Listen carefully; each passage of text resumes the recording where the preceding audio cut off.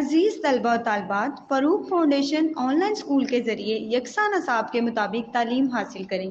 अगर हमारी वीडियोस पसंद आएँ तो चैनल को सब्सक्राइब करें और दोस्तों के साथ शेयर करें और बेल आइकन को लाजमी दबाएं ताकि आइंदा आने वाली तालीमी वीडियोस आप हासिल कर सकें। अस्सलाम वालेकुम बच्चों, उम्मीद है आप सब खैरियत से होंगे। बच्चों, ऑनलाइन स्कूल से आप मुकम्मल तालीम हासिल करके बोर्ड का इम्तहान बराए जमात नहम और दहम बेहतर तौर पर पास कर सकते हैं। आप अपनी उम्र और तालीम के मुताबिक मज़ीद तालीम हासिल करें। वालिदैन से फ़ोन या कंप्यूटर पर हमारी वीडियोस के ज़रिए तालीम हासिल करने की दरख्वास्त करें। रोज़ाना 1 से 2 घंटे ऑनलाइन पढ़ाई करें और जब आप स्कूल जाएंगे तो आपको मज़ीद किसी मदद की ज़रूरत नहीं होगी। इस तरह पढ़ाई करके अपना वक्त और वालिदैन के अखराजात में बचत कर सकते हैं। ऑनलाइन स्कूल की कोई फ़ीस नहीं है। आप जूम पर भी क्लासेस का फ़ायदा उठा सकेंगे। हर मजमून की मुकम्मल तालीमी वीडियोस मौजूद हैं। Assalamu alaikum students.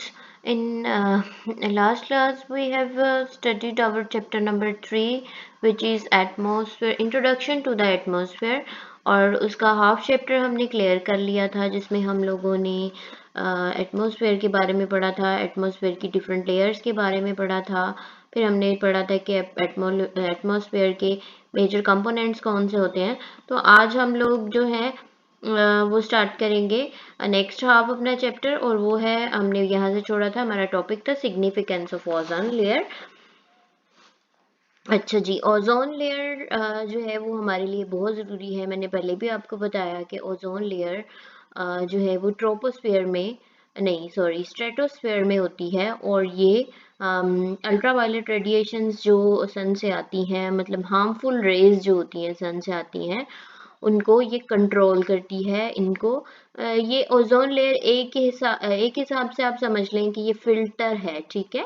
ये फिल्टर करती है जो सन एनर्जी हमारी तरफ आती है, सन रेज आती हैं, उनको फिल्टर करती है और अल्ट्रावायलेट रेडिएशन को रोक लेती है जो हमारे लिए हार्मफुल है। अगर ये ना हो तो फिर हम बहुत सारी डिजीजेस का शिकार हो जाएं और हमारी लाइफ काफ़ी कॉम्प्लिकेशन हो जाए, ठीक है।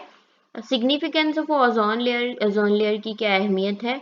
One of the atmospheric gases is ozone. Atmospheric gases में एक ओजोन भी है, ठीक है। Ozone is produced and destroyed naturally. ये नेचुरली प्रोड्यूस होती है और नेचुरली ये खत्म हो जाती है। It is present in the upper portion of atmosphere.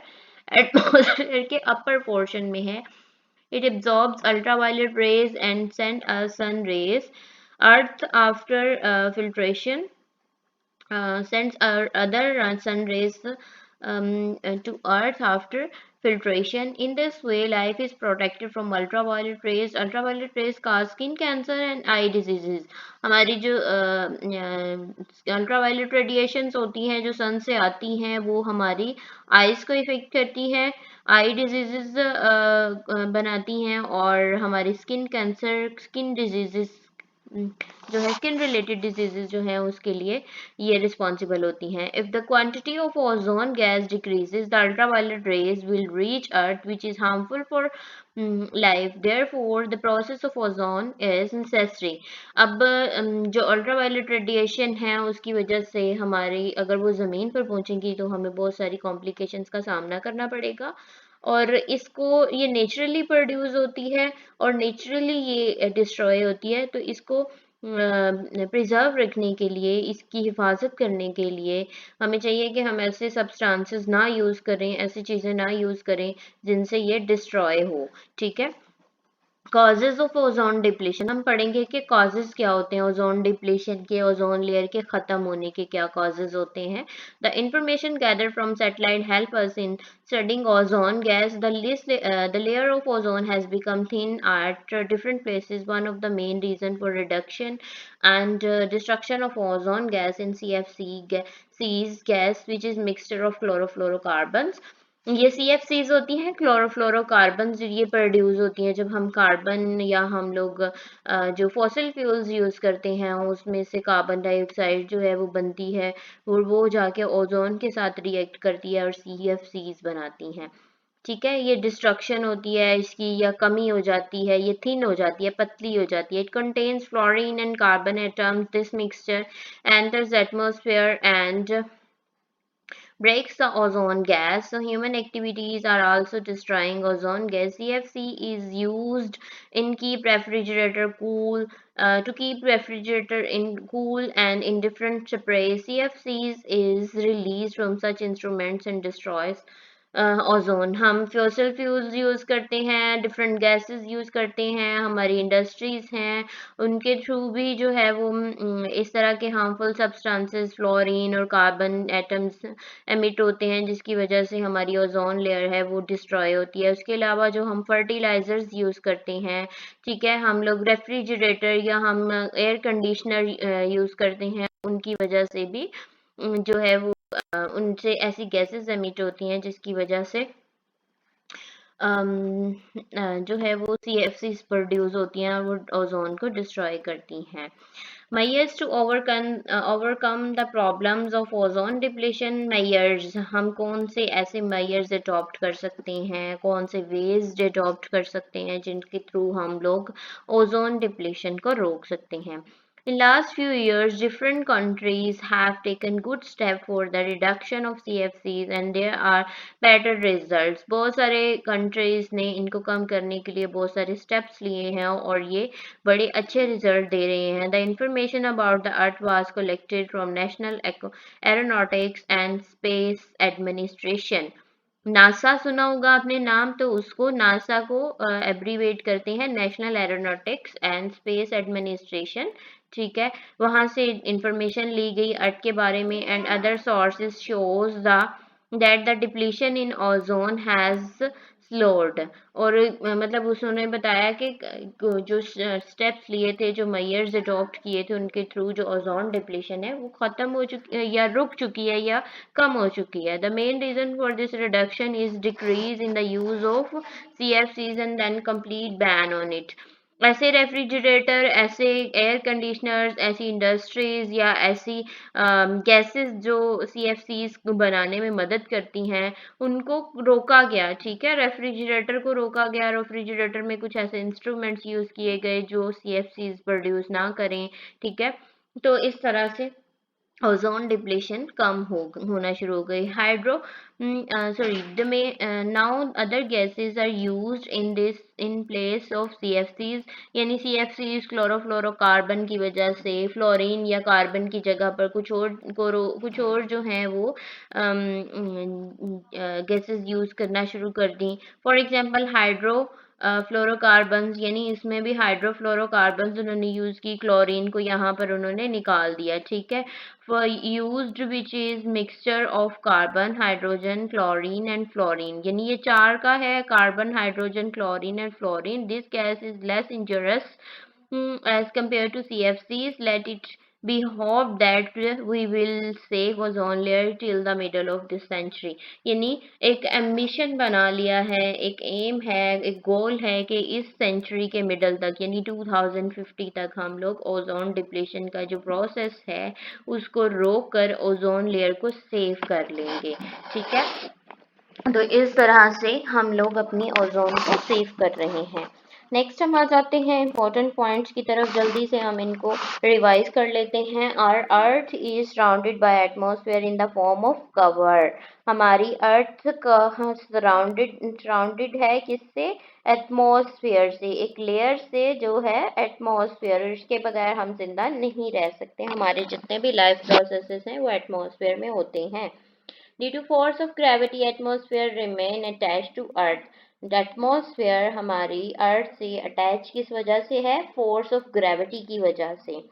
Three basic elements make atmosphere, that is regular gases, variable gases and pollutants. तीन किस्म के जो हैं वो एलिमेंट्स हैं जो हम एटमॉस्फेयर की कंपोजिशन है. That is regular gases. Regular gases में कौन सी दो गैसेस हैं? That is nitrogen and oxygen. Nitrogen जो है वो 71% है और ऑक्सीजन जो है वो 28% है.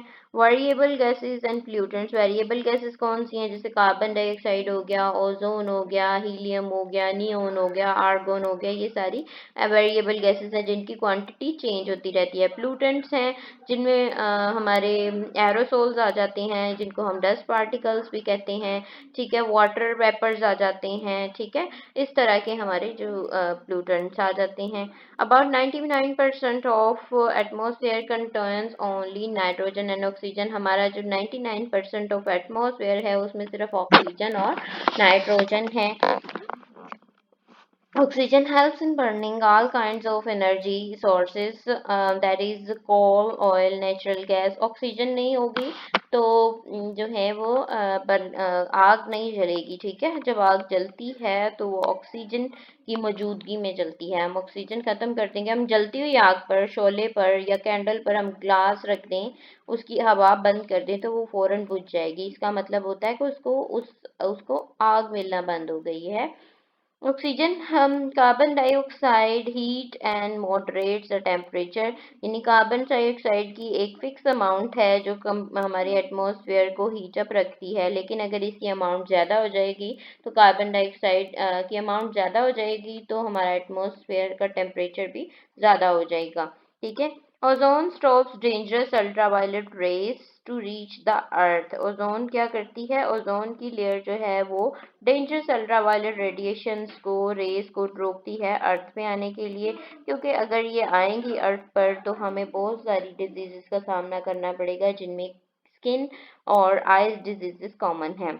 The layer of atmosphere near earth is known as troposphere. जो सबसे जमीन के करीब, जो अर्थ सरफेस के करीब है एटमॉस्फेयर की लेयर, उसको हम ट्रोपोस्फेयर कहते हैं। The whole condition of temperature, atmospheric pressure, wind speed, air, humidity, precipitation of a particular place at a particular time is known as weather। Weather जो प्रेसिपिटेशन है, ह्यूमिडिटी है, विंड की condition है, air pressure की condition है, temperature कम है, ज़्यादा है, ये सारी कंडीशंस क्या हैं किसी भी एरिया के एक स्पेसिफिक टाइम में क्या कहलाती हैं? वेदर कहलाती हैं। Climate is average weather conditions of a particular place for a long time. Climate जो है वो लॉन्ग टाइम है। जैसे हम कहते हैं हमारे पाकिस्तान का जो क्लाइमेट है वो सेमी एरिड है, ठीक है, ना खुश्क है और खुश्क मतलब बहुत ज़्यादा खुश्क नहीं है, खुश्क है, लेकिन यहाँ पर कम, बहुत कम अमाउंट में प्रेसिपिटेशन यानी बारिश होती है, ठीक है। तो इसको, इस किस्म के वेदर, इस किस्म के क्लाइमेट को हम सेमी एरिड कहते हैं। तो ये क्लाइमेट जो है वो लॉन्ग टर्म होता है और वेदर शॉर्ट टर्म होता है, 1-2 घंटे का भी हो सकता है, 1 दिन का भी हो सकता है, लेकिन वेदर क्लाइमेट जो है वो हमारी टोटल डेफिनेशन होती है कि इस एरिया का क्लाइमेट किस तरह का होगा, ठीक है।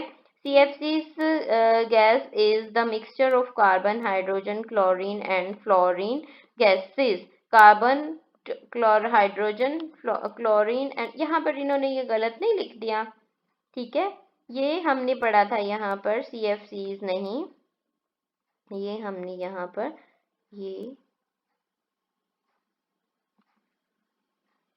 यहाँ पर हमने ये पढ़ा था गैसेज आर यूज्ड, हाइड्रोजन, हाइड्रोफ्लोरोकार्बन्स आएंगे, हाइड्रोक्लोरोफ्लोरोकार्बन्स हैं ये, ठीक है। यहाँ पर इन्होंने ये गलत लिखा हुआ है क्योंकि उसमें तो सिर्फ कार्बन, क्लोरीन और फ्लोरीन थी, हाइड्रोजन नहीं थी, तो हाइड्रोजन डाल के हाइड्रोक्लोरोफ्लोरोकार्बन्स बनता है, ठीक है। तो ये CFCs नहीं आएगा, यहाँ पर HCFCs आएगा, हाइड्रोफ्लोरोफ्लोरोकार्बन्स, ठीक है, हाइड्रोक्लोरोफ्लोरोकार्बन्स, ठीक है। तो ये वो वाली गैसेस हैं जिनमें हाइड्रोजन, ये वो वाली गैस है जिनमें हाइड्रोजन, कार्बन, और ये हमने CFCs को रिप्लेस किया था इससे, ठीक है। अच्छा जी, आगे हम अपनी एक्सरसाइज की तरफ आ जाते हैं। 4 answers are given in every question, mark the correct answer, ठीक है। The layer of atmosphere near the earth is known as, कौन सी लेयर है? कौन सी? ट्रोपोस्फेयर, ठीक है। यहाँ पर हम टिक कर लेते हैं इसको, okay, this one is troposphere।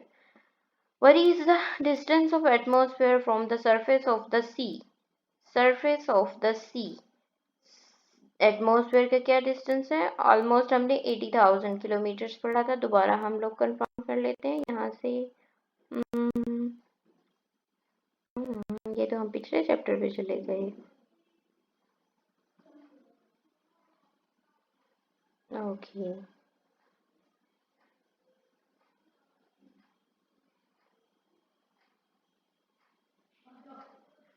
Okay, बहरहाल ये 80,000 किलोमीटर्स है, ठीक है।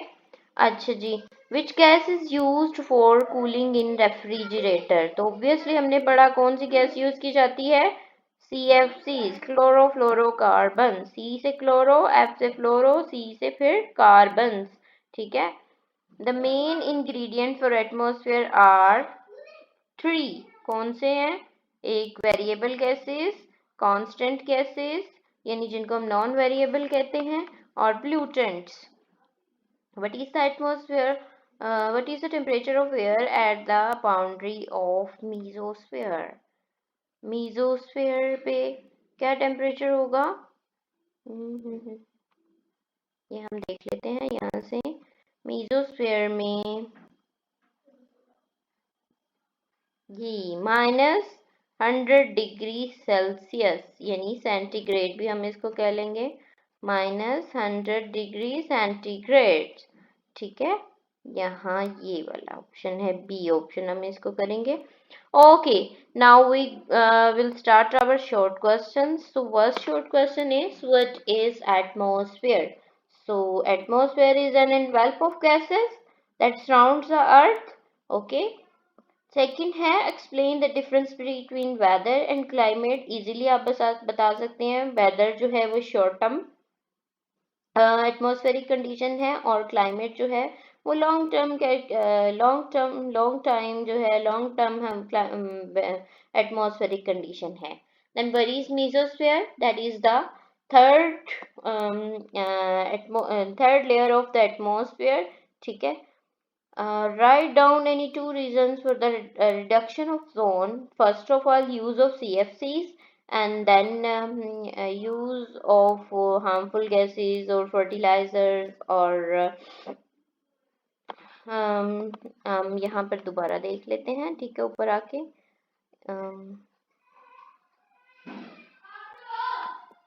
टू यूजेस बताने, टू काजेस बताने हैं, ह्यूमन एक्टिविटीज, ठीक है।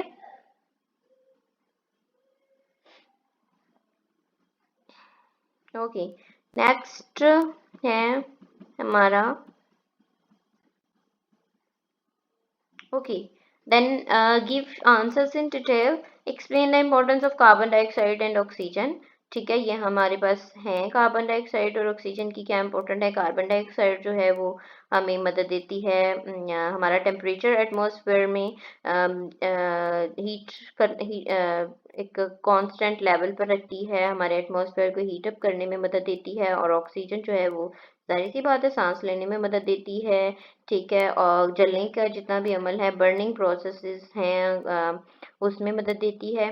Explain the composition of the atmosphere, तो कंपोजिशन में हम चारों लेयर्स के बारे में बता देंगे, कौन कौन सी लेयर्स हैं एटमॉस्फेयर की, ठीक है। Discuss the detail the layers of the atmosphere, sorry इसमें कंपोजिशन में सॉरी आपने variable, non variable and pollutants को लिखना है, ठीक है। कंपोजिशन में वो आएंगे, 3 हैं, ठीक है। आगे detail the layer of the atmosphere, अब हमने यहाँ पर एटमॉस्फेयर की लेयर के बारे में बात करती हैं, troposphere, stratosphere, mesosphere and thermosphere. Discuss the detail the charging change in the climate on the earth surface, climate change क्यों हो रहा है ये हमने डिस्कस करना है, ये हमने पढ़ा है। Discuss the importance of ozone layer, ozone layer की क्या इंपॉर्टेंस है, ये हमारे पास टॉपिक है। हमने जो significance of the ozone layer पढ़ा है वो इसमें हम लिख देंगे। Suggest the measures and controls, measures to control reduction of ozone, हमने लास्ट पढ़ा है कि हम किस तरह से ओजोन को कंट्रोल कर सकते हैं। Then we will discuss about our activities, arrange a discussion on the reason for reduction in ozone gases। आप बात करेंगे, आप लोग अपनी नोटबुक में लिखेंगे कि रीजंस क्या हो सकती हैं ओजोन की रिडक्शन में। Write to down names of 5 items in which CFC gas is used. आपके पास इंटरनेट सोर्स है, ठीक है, बुक्स हैं, आपने वहां से फाइंड आउट करना है कि CFC कौन सी ऐसी 5 चीजें हैं जो CFCs को एमिट करती हैं, ठीक है, जहां से CFCs प्रोड्यूस होती है। यहाँ पे हमारा जो चैप्टर नंबर 3 है वो एंड हो जाता है।